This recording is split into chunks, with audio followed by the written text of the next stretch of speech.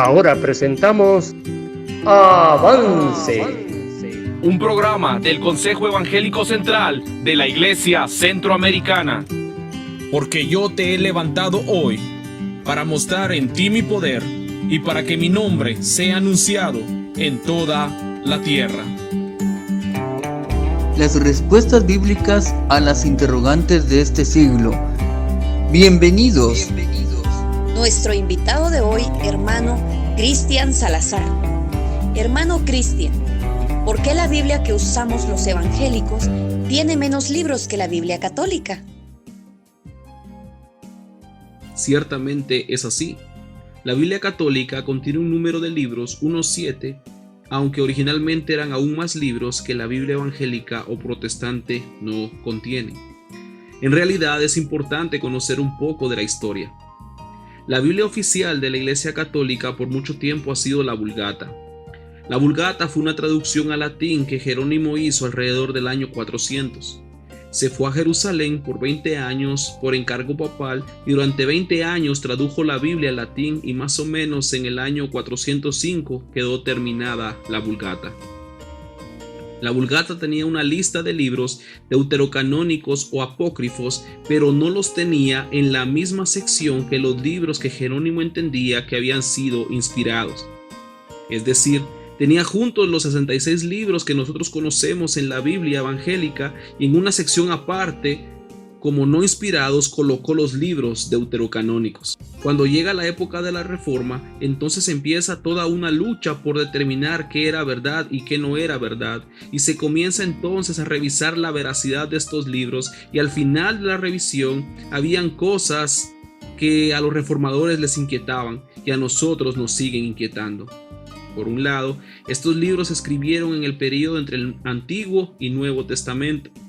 Entre el Antiguo y el Nuevo Testamento hay 400 años de historia, lo que se ha llamado el período del silencio, tiempo durante el cual no hubo revelación nueva. Entonces, en ese período surgen libros de sabiduría, libros históricos que tienen un buen contenido de sabiduría e historia, pero que el mismo pueblo judío, la misma comunidad judía, no aceptó como buenos y válidos. Para el tiempo del nacimiento de Cristo, ya el pueblo judío tenía lo que ellos consideraban la revelación completa del Antiguo Testamento.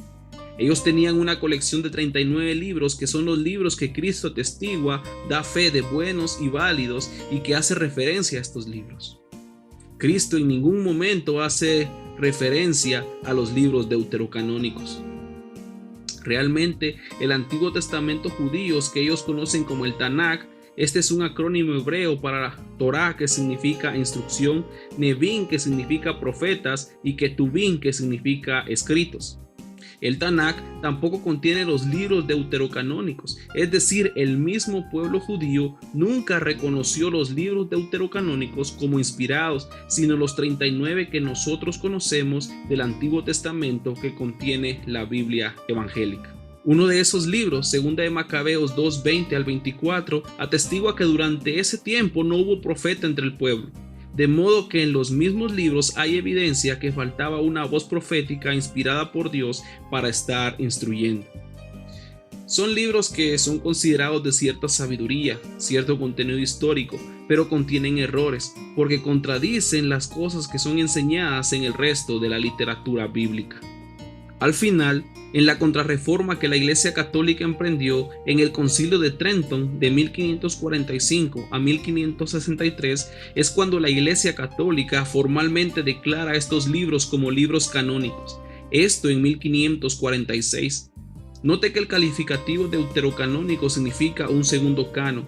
Entonces, en ese Concilio de Trenton se declararon estos libros oficialmente como canónicos y luego fueron incluidos. Pero, ¿por qué la Iglesia Católica aprobó estos libros? Bueno, esto para respaldar ciertas prácticas que no son respaldadas por el resto de la literatura bíblica y que en el momento de la Reforma les eran convenientes. Algunas de las prácticas o enseñanzas son la venta de indulgencias. En el tiempo de la Reforma, las personas podían pagar por sus pecados pasados, presentes, futuros e incluso de las personas que habían muerto. Eclesiásticos 3:30, un libro deuterocanónico, dice: El agua apaga las llamas del fuego y la limosna expía los pecados. Tobías 4:10, porque la limosna libra de todo pecado de la muerte e impide caer en las tinieblas.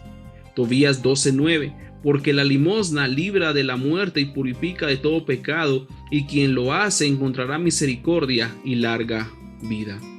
Esta enseñanza es contraria a lo que enseñan los libros inspirados, porque la palabra del Señor nos enseña en Efesios 2:8 y 9 que por gracia sois salvos por medio de la fe, y esto no de vosotros, pues es don de Dios, no por obras para que nadie se gloríe.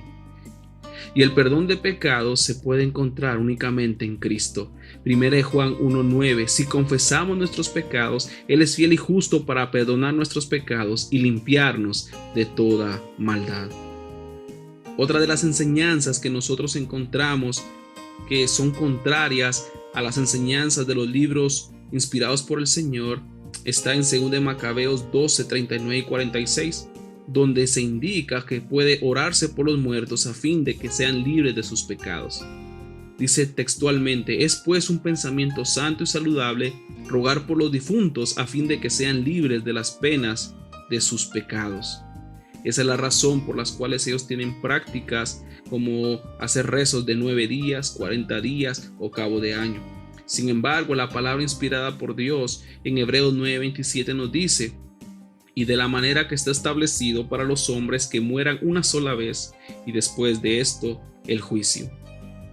Para concluir, la iglesia protestante pudiera decir: nosotros nunca sacamos los libros deuterocanónicos, sino que la iglesia católica los incluyó finalmente como oficiales, porque les era conveniente, pero esto al final de una contrarreforma que ellos lanzaron para intentar detener el avance de la reforma protestante. Y esa es la explicación a la diferencia entre la Biblia católica y la Biblia evangélica. Que el Señor les bendiga.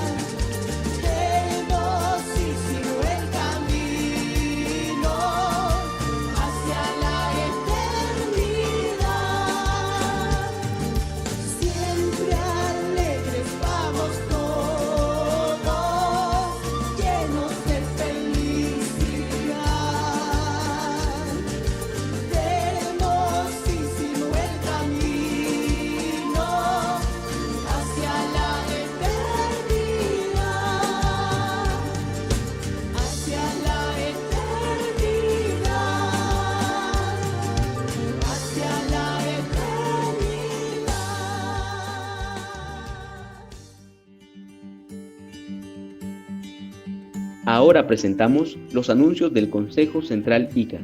Se les recuerda a los hermanos que las oficinas del Consejo Central fueron trasladadas a las instalaciones de Casita Benjamín.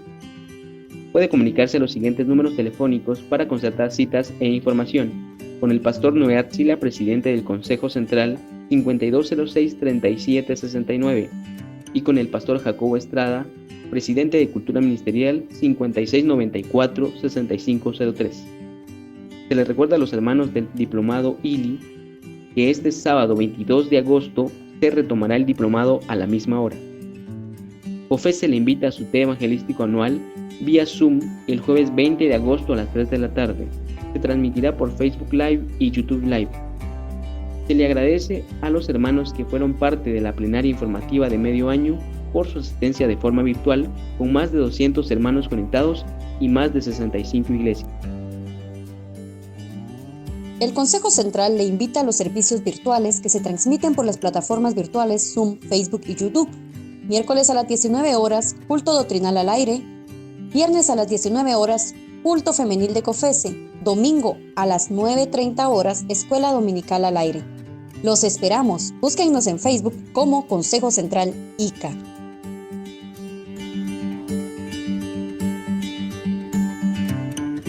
Si desea compartir con nosotros sus consultas e inquietudes, visite nuestra página en Facebook, Consejo Central ICA. Porque en Cristo fueron creadas todas las cosas, visibles e invisibles. Todo fue creado por medio de Él y para Él. Gracias por su amable atención. Le esperamos en el próximo programa.